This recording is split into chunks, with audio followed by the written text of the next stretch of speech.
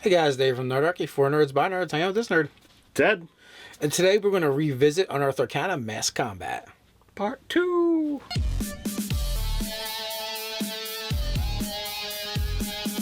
Jump down to the description below where you can sign up for Nerdarchy, the newsletter. It's a great way to get gaming tips, as well as learn how to game with Nerdarchy. You know, I showed up at Ted's, and he's like setting things up and already to shoot videos and get down to serious Nerdarchy work, right? And Dave's like, I want to roll dice. And I was like, no. I start grabbing his dice and his minis, and so, you know, we did the video earlier this week about the Unearthed Arcana Mass Combat rules, which we enjoy, and you know, I've been talking with Nate, Ted, and Ryan, and Ryan really wants to kind of like do an expansion to those rules, maybe something that we give away to you guys, and you know, so we're coming up with different ideas, and then I was kind of like, well, we theory crafted, you know. An encounter. We have to actually play test a little bit and actually try out some of these rules and see how it actually works.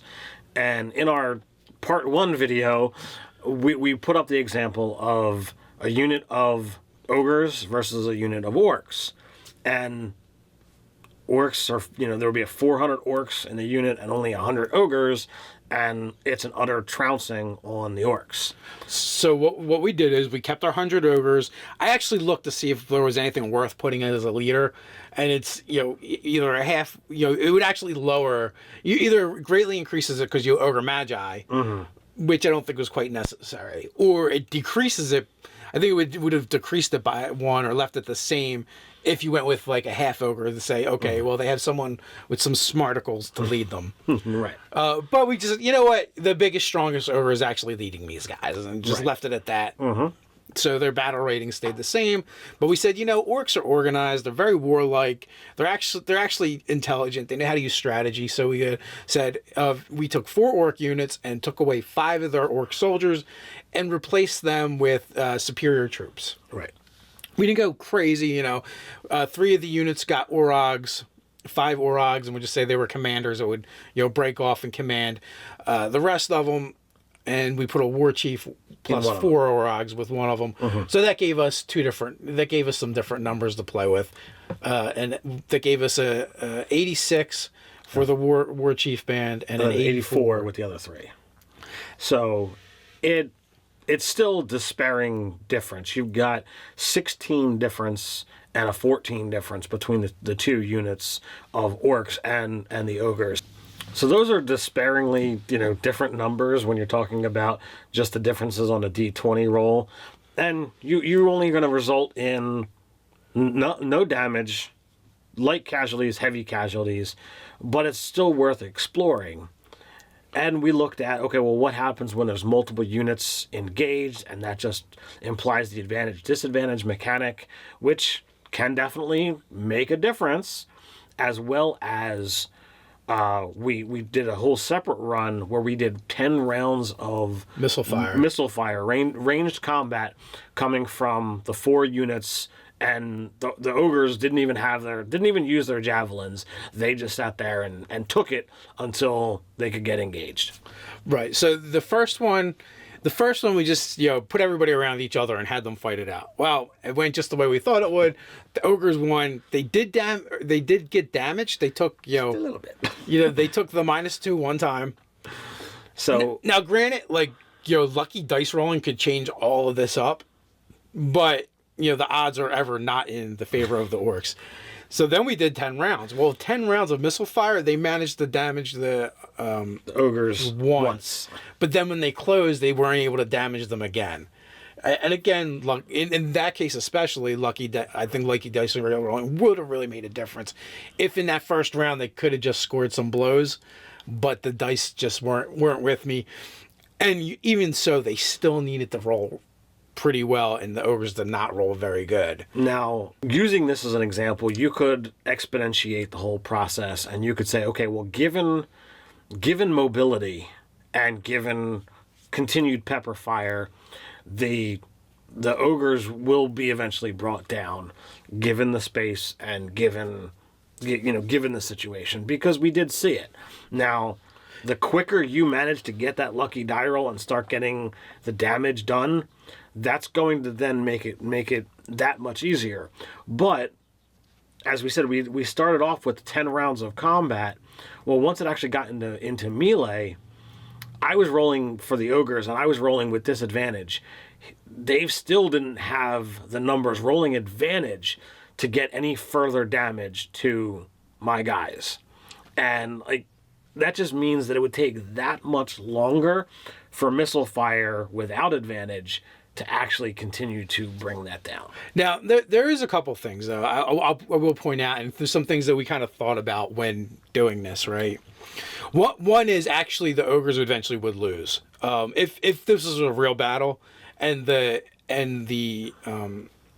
orcs, all they did was skirmish them. Like, they could literally, because, we're looking at the monsters going, well, orcs would use longbows. That's very conceivable, and ogres really are going to just use something they can throw. The orcs could pretty much, on an open battlefield anyway, could pretty much move around and stay out of the range of the ogres and keep peppering them, and eventually they would wear them down, and the dice would play out. Eventually. Now, but we didn't feel like spending hours doing that. Given the D&D mechanic, and again using the open space, you could literally have 2 units of orcs shooting while 2 units of orcs are moving into position, so that there's constant arrow fire, and tactically I think that's what orcs would wind up doing. Yes.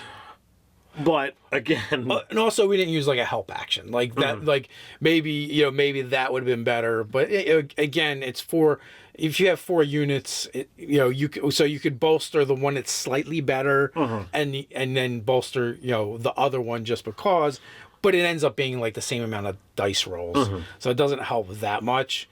So after we saw how things were playing out, like the very first combat, the ogres were like, "Well, I'm just going to chew through one unit at a time."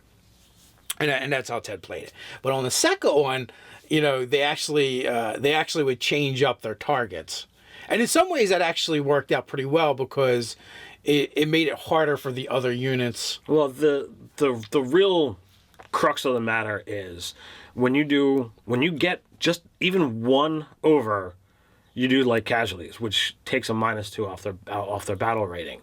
You do that a couple of times to that despairing number, you eventually put that unit completely out of service. Well, once is actually devastating to the orcs, and twice you've eliminated them. Well, if the ogres didn't take any damage. The regular orc started off at an 84, and I started off at 100.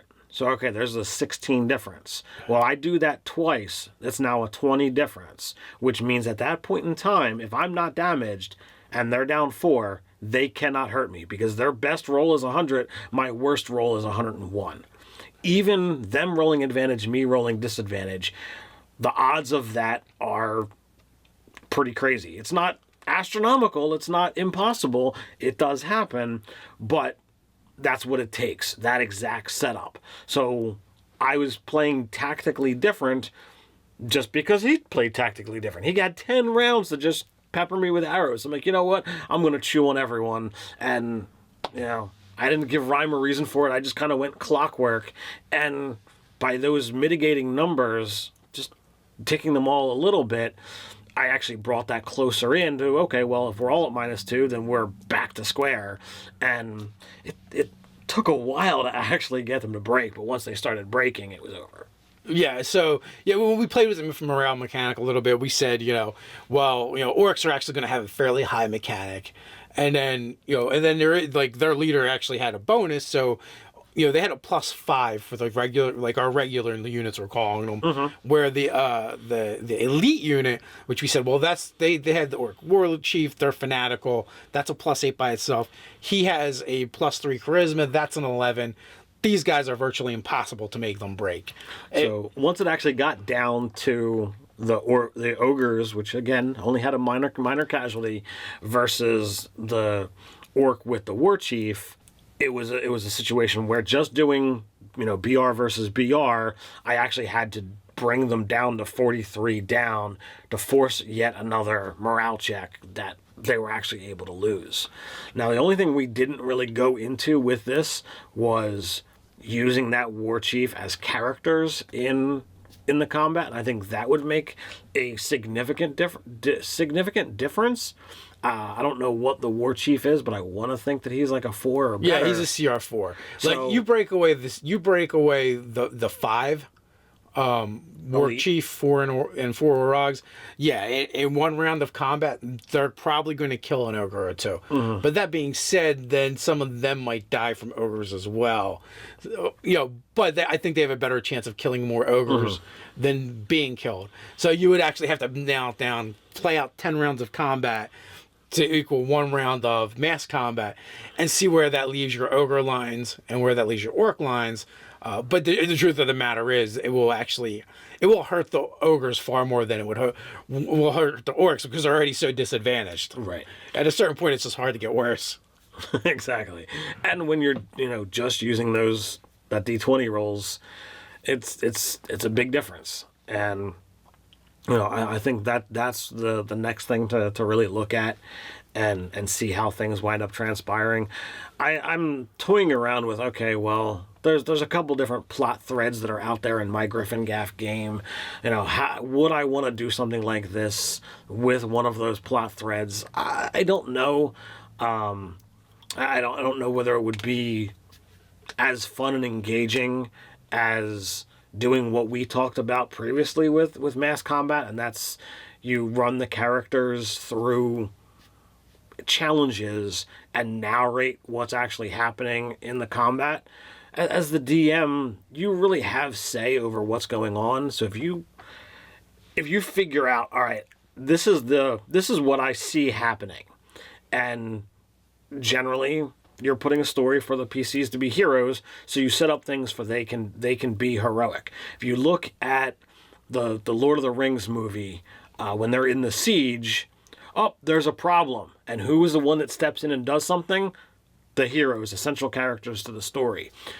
In the end, the heroes win out, and every single situation, even though stereotypically throughout the movie, the orcs got further into the Citadel, but they still won because of the heroic actions, because of the choices that were made by the players. I wouldn't round by round that. I wouldn't go through things. I would just put those situations out there. And when the bad guy, the villain, whoever you want to call it, is within range, all right, well, that's when you actually get into, let's add combat. Let's actually roll initiative and see how things go. Beyond that, just use narration and just give the players challenges and let them figure out, well, what's the best way to overcome this. Make it fun, make it interesting, but not slog down with dice rolling. Totally disagree.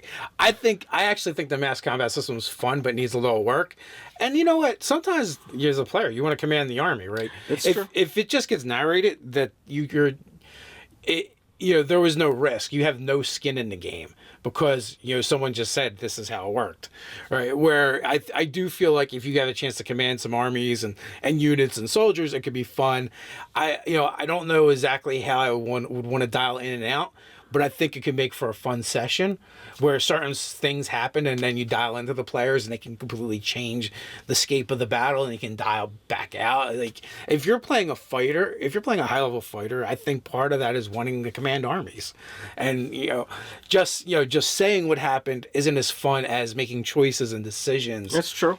To make them happen on the battlefield. So what changes would you make to the mass combat system? So we still have to work on things. We have to work on fortifications, and I think we're playing around with we're keeping the rules pretty abstract, like light, medium, heavy, right, as being different ratings. Light might be trenches to heavy being a castle, right? Right. Also, siege weapons, how the siege weapons work. They're going to form up some kind of units. Like I had an idea where siege units don't have to require the same space as regular units, right? So you could have catapults spread out throughout the battlefield, and once they hit a certain number, they can add their battle rating up to that number, is like how the unit is counted. So just for instance, like say you have a catapult and say the catapult has a rating of 2 by itself and it has to have 3 people manning it. So we'll just say, and that gives it a battle rating of whatever we decide, look at CR, look at damage. And it's probably going to be higher than CR. and it's going to take up more space as well. So like you might say like a catapult is large, or it might even be bigger. It might be huge. Like a ballista might be large, and so that means it takes up 4. So you could only have 100. You'd have 100 ballista crews in a unit, which would be absurd anyway. But then I would also say you could mix and match, right? And so, me and Ryan were talking, and he had the idea of also going like light, medium, heavy for siege weapons as well, right, which would factor into their battle rating. Well, because you've got ballista, you got catapult, you got trebuchet. Yes. And each one of them does different things and has different ranges. So now I think I would rather see them like kind of add to one big unit than be multiple units, because we already seen multiple smaller units are ineffectual, and siege weapons should be very effectual on the battleground.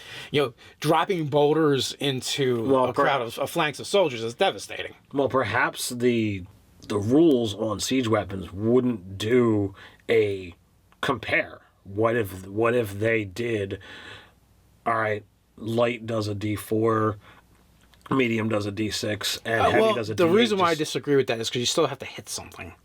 Like, catapults don't always hit. Ballistas can go astray. Like, there's also there's actually defensive siege equipment as well that could also factor in.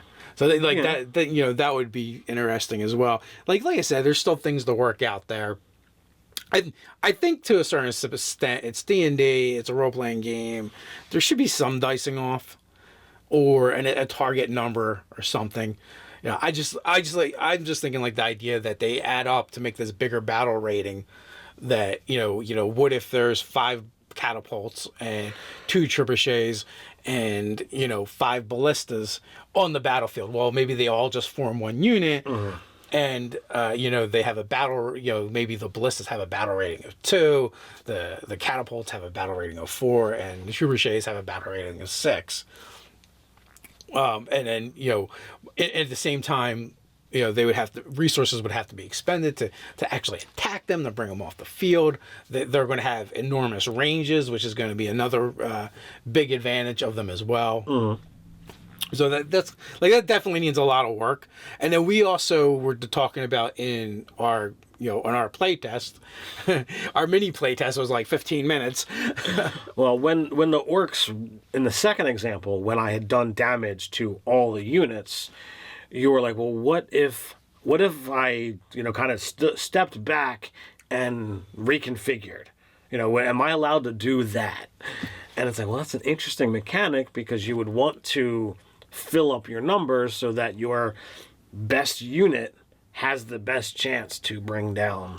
Yeah, so the idea of as taking the reformation action, if units are you could take your units and break one unit down, to replenish the other units. Now it might be a little weird story wise, not like mechanically it makes sense. I think story wise it's a little weird, or for the narrative it's weird in the sense that one unit breaking down and joining the other units.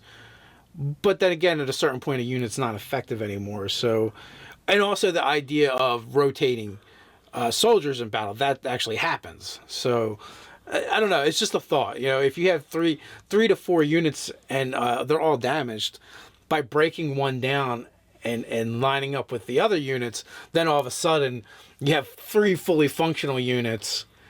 And some spares. Well, I would say they're just gone. They're off the battlefield. Whatever. They broke. They're in the units. Whatever. You don't even have to worry about those numbers so much. But that's also like the penalty of doing a reformation. Yeah, that's true. Now, the other thing that I kind of thought of while we're discussing this, and that's the idea of reserves. Now, having done a minute amount of big battles through my LARPing experience now, LARP, I don't think we're fighting for our lives with the foam weapons, but it can be an exhausting situation when you're fighting for a half hour plus at a time without really getting to stop and reprieve. And some LARPs wind up having that. And, those guys out there, or those people out there viewing, if you're into any kind of SCA or that kind of stuff that does the huge line combats, feel free to weigh in on this. But combat gets exhausting. Now, if you have people who are waiting in reserve and they join the fight and whatnot after it's already begun, well, that original unit is tired. They're weighed down a little bit. So perhaps you could have something where a reserve comes in, and by being labeled as a reserve, it has a bonus to its BR based off of some mechanic that makes sense because it's coming in fully fresh. Well, I think reserves would be like the same thing as the reformation, where it has the ability to replenish. So like it could probably replenish your BR, maybe not make it better, but bring it back up. Mm-hmm. And then the idea of, could you then say, like, if so much battle is happening and you do have reserves come in, does that mean the other side might be suffering from fatigue? And if that's the case, like a level of exhaustion would be disadvantage on your ability checks. Well, I would say morale is an ability check. Off of the morale score, right? Right. So they might have that other unit, if they have to make a morale check, they might do so at disadvantage now. Because they're fighting fresh foes and they're kind of demoralized, and they're also tired. Mm-hmm. So you don't make your decisions aren't going to be as good. Right, and it calls to mind, for me, the scenes from Braveheart when the king is like, all right, just send in the rest. Oh yeah, arrows cost money, the dead cost nothing. Yes, yeah. So there's definitely some ways I think there's ways to improve this system. Like I said, I like this a lot better than the original mass combat. It doesn't feel like a mini game. It really does feel like I'm still playing D&D, just on a much larger scale. Right. Well, I think, like I said, it requires a little bit more work. We'll figure out what kind of things we can add to it. So, what do you guys think? What would you add to the mass combat system? What do you think about it? Put your comments down below. While you're at it, don't forget to like, share, and subscribe. Hey, we've got a Twitter, and you can tweet at us. Why don't you tweet at us why you think Wizards of the Coast is working on mass combat again? So until next time, stay nerdy.